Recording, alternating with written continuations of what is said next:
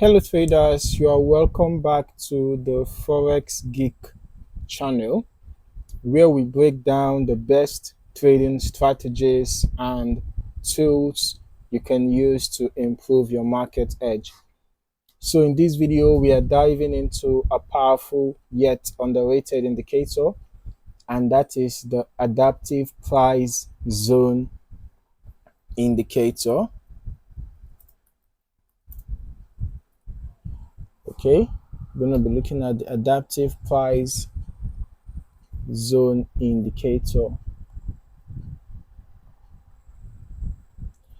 If you are looking for a way to analyze dynamic price movements and avoid false signals, you are in the right place.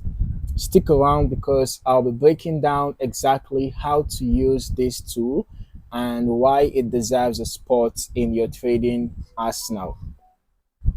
Now, the adaptive price zone indicator is designed to help traders identify potential reversal zones based on market volatility. All right, unlike traditional indicators that use fixed levels, the APZ is the short for the adaptive price zone indicator, right? So the APZ adjusts dynamically as price action evolves. Okay, this makes it particularly useful in volatile markets where static indicators might fail to keep up. It was developed to smooth out price fluctuations and highlight areas where reversals are likely to occur. You can see how the indicator is in a channel-like pattern. So when the price gets to the extreme, when price gets to the red line, when price pierces through the red line, there is a chance that a reversal is going to occur. You can see when price gets to the red line, when price pierces the red line, when price gets to the red line, when price, in some cases, you might have price get to the red line, but the reversal will not occur immediately. Maybe the momentum was strong, leading to a pierce before the reversal eventually happens. But make sure you get your confirmations first. Okay, you can see here, price got to it, and then we had a reversal after this doji formed. You can see this one, we're having a reversal already after this. You can see after this rejection candle, this bullish rejection candle formed. Okay, now the indicator consists of two bands which you can see that moves along with the price, expanding and contracting based on volatility. So when price moves into these zones, it signals a potential turning point. So that's just like a summary, right? The APZ is built using a modified moving average combined with a standard deviation calculation. Now, what is the result? Is a band that expands when volatility increases. When there is an increase in volatility, you are going to notice, a level of expansion, right? For example, you can see what happened around here, right? You can see how there was an expansion that took place around here as a result of the increase in volatility, okay? And then when the market is stable, you're going to notice a contraction, right? You can see what happened around. Okay, let's even use this one. You can see what happened around here as the market, the lines were kind of close to each other. You can see the red line and the green line were close to each other, contracting as a result of low volatility. So this adaptability is what sets it apart from rigid indicators like Bollinger Bands or simple moving averages. Now, when price moves into the upper zone, it suggests that the market is overextended and could be due for a pullback. Okay, and when price moves into the lower zone, it signals that price may be oversold, presenting a possible buying opportunity. However, like any indicator, the APZ works best when combined with other tools to confirm signals. Okay?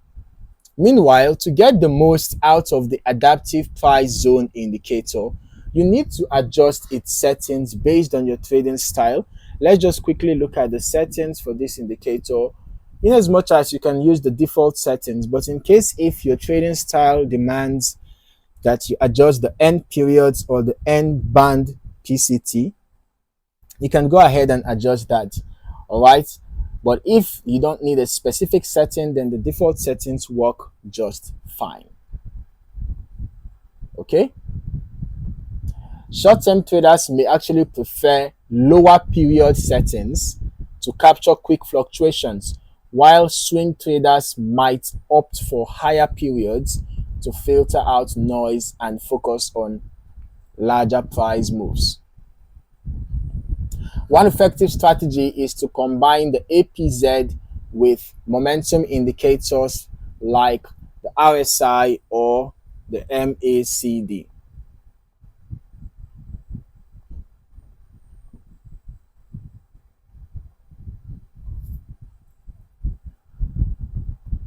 For example, if price enters the lower APZ zone while the RSI is in the oversold, right? If price enters the lower APZ zone and price gets toward the oversold level, it strengthens the buy signal. The same applies to short trades. When the upper APZ zone aligns with an overbought RSI, there is a chance that a sell move is going to prevail. Okay, so it's quite straightforward. All right. So when the price starts touching the upper APZ band, while the RSI is also within overbought levels, this could be a strong indication that a pullback is coming. And you can see that in this particular scenario, we actually had a pullback, right? So instead of blindly entering, you wait for confirmation from a bearish candlestick pattern before taking action. For example, in this case, we can see that we actually had a doji. You can see this other candlestick. You can see this as well. So this would have been a good place to enter a sell, right? Now, by using the APZ as a guide, you can filter out weak trades and focus on high probability setups. The adaptive price zone indicator is a nice tool for traders looking to refine their market entries and exits. Its ability to adjust to volatility makes it a standout choice compared to traditional static indicators. If you found this video useful, don't forget to smash that like button and subscribe for more trading content. Also, turn on notifications so you never miss an update. All right? Have you used the APZ before? Drop a comment below and let me know your thoughts. Happy trading, and I'll see you in the next video.